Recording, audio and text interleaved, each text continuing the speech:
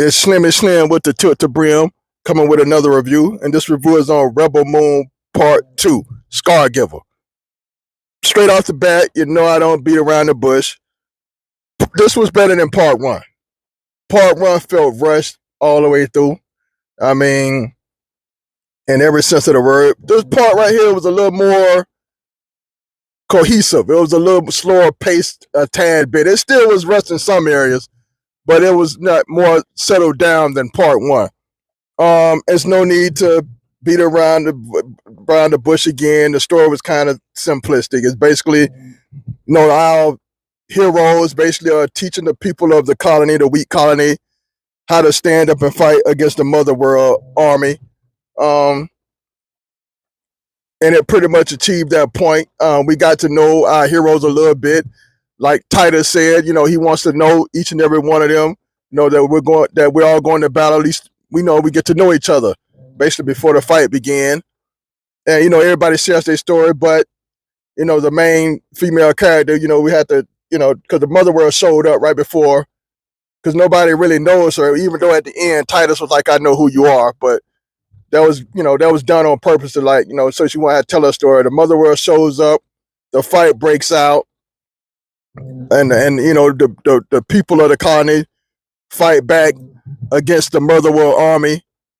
And if you ever seen a Zack Snyder movie before, the slow-mo action scenes, you either gonna love them or hate them. When they're done right, they're done good and right. Like in 300, which was a classic.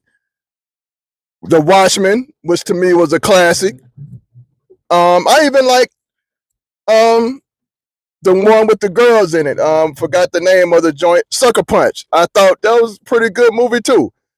And sometimes it can be a little annoying with the slow-mo action scenes. But in this one right here at Part 2, even a couple of times it got a little heavy-handed. It was done mostly right. I like the action scenes in it, which is what you're pretty much getting in this movie. And it was done good. So I like that part. The dude with the beard from the weak colony, I don't know if his name is not ringing to me right now, but he was putting that work in until the main evil villain, put the hands on him. But he was putting that work in, so shout out to him. Rest in peace to that homie. He was putting that work in. The main evil villain in this, he was the only thing I felt rushed in Part 2. Because, you bring him back from the dead, you know what I'm saying? And basically bring him back to basically get killed. Like, he only had one, real live action scene where he was cutting through the weak colony people and showed how bad he was. But he really just basically came back for the main character and her boyfriend to kill him. I felt as though he probably was rushed to make it because of the budget. So I'm gonna slack off him a little bit for that. Off Zack Snyder for that. But overall, I thought it was a decent, cool movie. It was better than Part 1. The question is, would I like to see a Part 3? Because based off how Part 2 ended, they could keep it going. And the answer to that is, yeah, if it's like Part 2, I would like to see a Part 3. I definitely would definitely sit down and watch a Part 3 of Rebel Moon.